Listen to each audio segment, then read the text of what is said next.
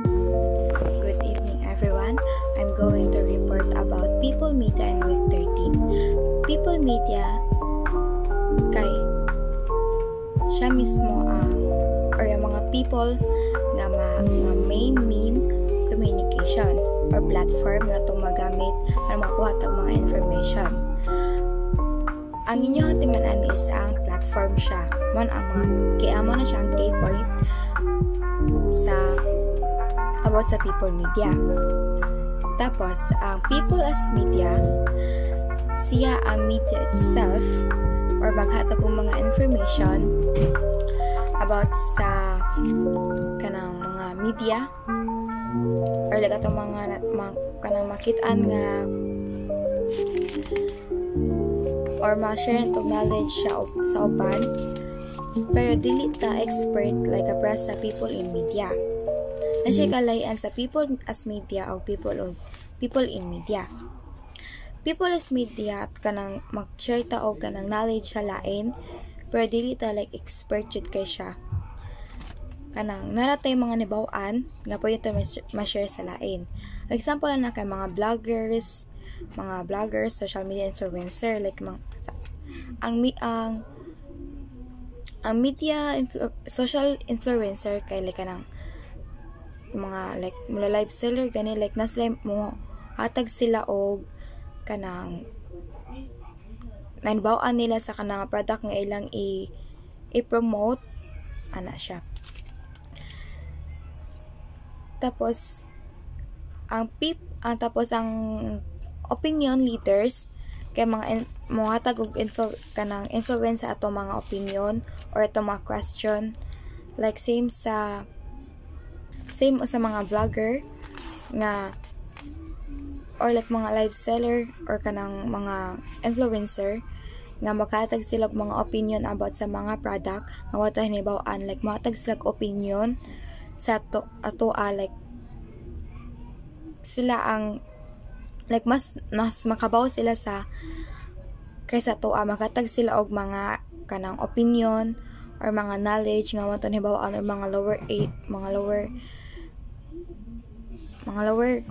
lower class nga wala nibaw-an sa mga social media nga kanang oriented sila nga people as media.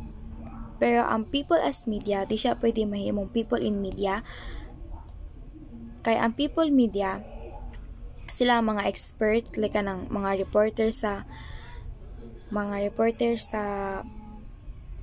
TV kanang mo report sa kanang radyo makatag og mga balita mga sila is mga expert sila nga mga kabawjud sa mga hitabo. Yang kita is kanang ang people as media pwedeng mga vlogger or mga hinabaw-an nga mo-share sa lain. Tapos kung unsa ang kalahian nila, people media refers to channels or platform used to share information. Man akong gingon nga magtagtag mga information gamit ang people media.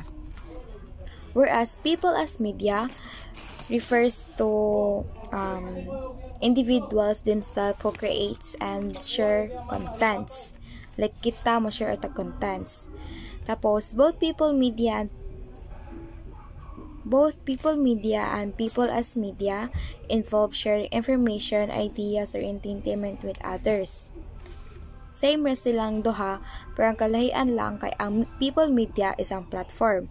Tapos ang people as media kay maghatag og mga knowledge sa lain or like makuha sila kanang or magkakuha ta nila og mga knowledge or ideas nga wala to wata kabaw sila ang maghatag nato og mga information. That's all. First question kay why is media and information literacy important in promoting peace, equality, and freedom of expression? For me as a student and citizen, kay media and information literacy nganong importansya sa kanang promoting peace, equality, and freedom of expression kay dili man gud tanan kanang tao is maka-express sila kanang maka-express jud sila sa unsay lang na feel sa media kay namo gyud nga mo mo judge nga without kanang kabaw sa background sa mga tao. So dapat jud nga ma-promote ang kanang peace and equality o kanang freedom of expression sa media, kay para pod ma-aware ang uban kung unsa ang feel sa lain, o dapat ipod nila i-judge based lang sa ilang nabasa or nakita sa media. And second question kay, what skills should an information literate individual possesses to manage and use information effectively? For me, as citizens also and student, kay ang dapat mo possess is kanang kabaw ka mo tan-aw kung unsa ang sakto, sayop og reliable. Kay if ever nga makita kag mga kanang balita sa kanang media or like post nga wag ka kabaw nga di siya kanang reliable, is mag-overthink ka kung sak kanang tinuod ba siya or di. And then kung wala kay kanang pagsabot sa imong nabasa, nimo makam up o kanang maghatag og mga opinion, mga judgment nimo based sa imong nakita niya, waka ba nga sayop da siya. So dapat jud kanang mogamit ta og kanang critically thinking. Dapat dita pa padalos-dalos o kanang pag judge lang based sa atong nakita or based sa atong nabasa. And the third kay, why it is important for citizen to stay well informed about political and social issues through reliable media.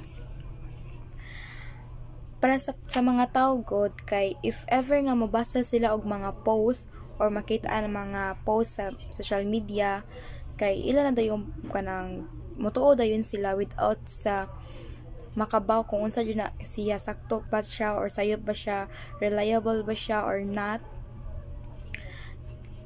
Kay if di mo gud siya reliable, na tendency nga atong masagap nga balita kay sayop. Like nakoy nabasa, example siya is nakoy nabasahan sa Facebook nga nado kuno ang kanang dapit daw kuno sa atoa sa Cebu, kay sa Philippines ato or sa Cebu, kay nakuno siya kanang ilawom sa dagat nga kanang vulkan nga na if ever daw kuno if kato siya kanang mo mamata to siya, impossible nga maenda daw. Pero if tan-aw ko siya, ako siyang gigamit ako ang critical thinking, ako siyang kanang tan-aw ko sa mga balita, tan-aw ko sa mga information, isayop siya. Ang katudang ako nga vulkan nga nasa ubos is di na daw ko siya mo mata or like di na daw ko siya mo buto pa. Pero ni-ask ko sa akong ate, kay na may uban nga like may uban nga makasabot na perbandi niya sa akong ate, if ever ba nga kanang vulkan nga dugay na to mumata pa ba, niya akong tubag sa akong ate. So hindi na ako nabasa kay dili na daw ko mo mata siya. So if lain-lain nga opinion, dapat gamiton nimo ang imuhang kanang mind, dapat magunahon na jud ka kung unsa jud sakto ba siya or di. Dapat sa reliable jud ka sources nga mangita kung mumata pa ba to or di, kay lain-lain yung opinion ang mga tao. That's all. Thank you.